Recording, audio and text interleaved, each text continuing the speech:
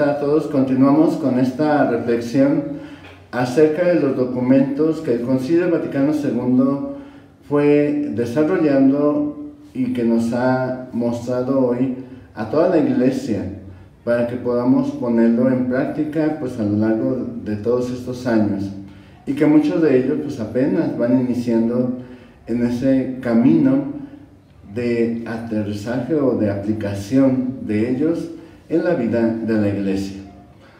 Ya hemos terminado todas las constituciones, tanto pastorales, de enseñanza, que hemos visto al inicio, y hoy vamos a ver otros documentos que fueron llamados declaraciones.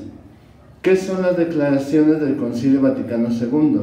Son documentos muy importantes que ayudan a la vida católica, ¿no? Que tiene que ver con la vida de los católicos, cómo la vivimos y cómo la desarrollamos en el mundo. Estas declaraciones hoy vamos a comenzar con la llamada Gravissimum Educationis, ¿no? O Educaciones. ¿Qué es este documento? Es un documento sobre la educación cristiana. Sabemos que uno de los grandes derechos que habla la Constitución de muchos países, la Constitución Civil o Constitución Política, habla del derecho de toda persona a recibir educación, y precisamente basándose en ese derecho universal, también la Iglesia habla de este derecho que tenemos a ser educados en la fe. Recordemos que ese es el compromiso con el que iniciamos en nuestro bautismo. Tenemos ese derecho, que nuestros papás y padrinos nos eduquen en la fe. ¿Qué nos habla esta declaración? Pues esta declaración fue promulgada por el Papa Pablo VI el 28 de octubre de 1965. ¿Cómo está estructurada esta declaración? Primero, habla del derecho universal de la educación, retomando pues este elemento de todas las constituciones que hay en el mundo de los diferentes países, y también dentro de lo que son los derechos humanos. El segundo capítulo nos habla acerca de ya la educación cristiana. ¿A qué se refiere educar en la fe o qué significa la educación cristiana?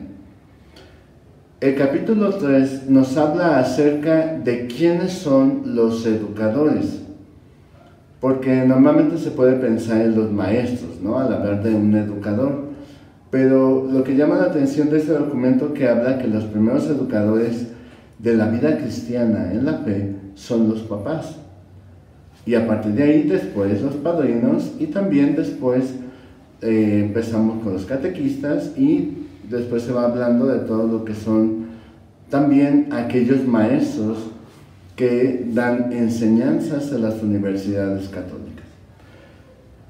Después habla de los diferentes medios que la Iglesia ofrece para una educación adecuada en la fe o una educación cristiana. Y habla de diferentes medios, como son las clases, como son también pues aquellos medios que ofrecen cada comunidad cristiana o cada parroquia, pues que son la formación catequética.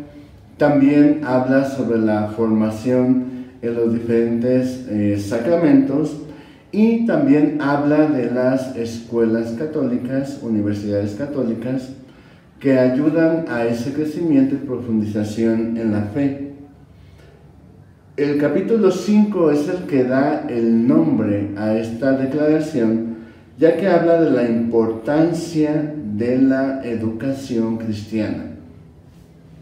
Recordemos que el nombre que tienen cada uno de estos documentos están en latín por ser la lengua oficial de la Iglesia, y por eso al llamarse Gravissimum Educationis es porque habla de la importancia extrema de la educación cristiana.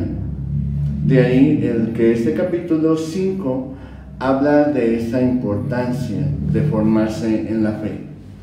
El capítulo 6 habla de las obligaciones y derechos de los papás en cuanto a la educación en la fe. De ahí se basa el que en los sacramentos, en todos los sacramentos de iniciación, se hable de recordarles a los papás de ese derecho y obligación que tienen de educarles en la fe. En el capítulo 7 habla acerca de la educación moral y religiosa en las escuelas. Porque recordemos que en la mayor parte de las escuelas había, no sé si ahora ya creo que hay, o le llaman de otro nombre, una materia que hablaba sobre la ética moral o los valores, ¿no? Ahora creo que es a través de un valor humano, ¿no? Le llaman valores humanos, pero que también es importante dar esta formación ética y moral desde pequeños hasta pues ya también en las universidades. Habla en el capítulo 8 acerca de las escuelas católicas. Recordemos que en muchos países se dio esta división de que ya la educación fuera laica y bajo esa bandera de que no tuviera nada que ver con la cuestión cristiana o de fe. Por lo cual pues también surgieron, gracias sobre todo a comunidades religiosas, las escuelas católicas, llevadas por religiosos, tanto como los jesuitas, los maristas y algunos otros que pues llevan colegios y a través de ello pues también dan esta formación cristiana. En el capítulo 9 habla de las diferentes y diversas clases de escuelas católicas, porque hay de diferentes formas en que se da esa enseñanza y cuáles son los criterios para poder dar esa enseñanza.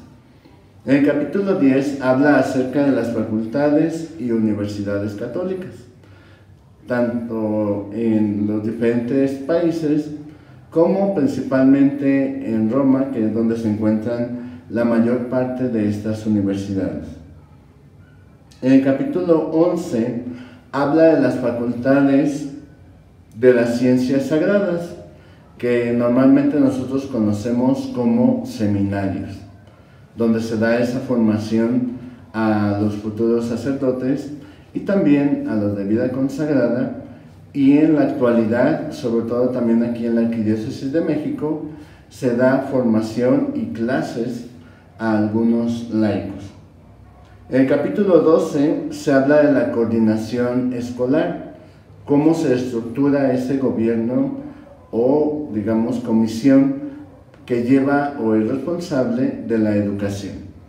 Y el capítulo 13 habla de la conclusión.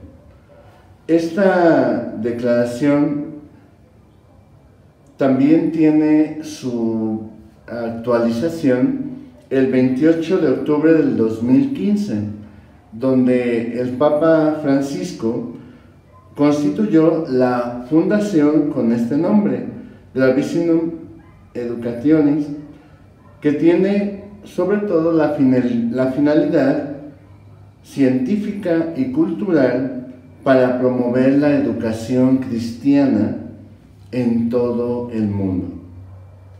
Porque en algunos, digamos, países donde se empezó a dar esta separación entre Estado e Iglesia, empezaron a ver que la educación cristiana pues también repercutió en su expansión y en su formación, por lo cual pues este documento que el Papa ha creado a través de esta fundación es para poder transmitir y enseñar la importancia de que se siga formando en la vida cristiana a todos, porque tenemos ese derecho, ¿no? Sobre todo retomando este documento del Concilio Vaticano II. De ahí la importancia de poderlo conocer para saber cómo transmitir esa enseñanza cristiana en medio de un mundo que cada vez se va haciendo más secular y que va viendo que no es importante incluso la formación en la fe, o que no aporta o que aporta muy poco la fe a lo que son las cuestiones seculares o las que vivimos el día al día.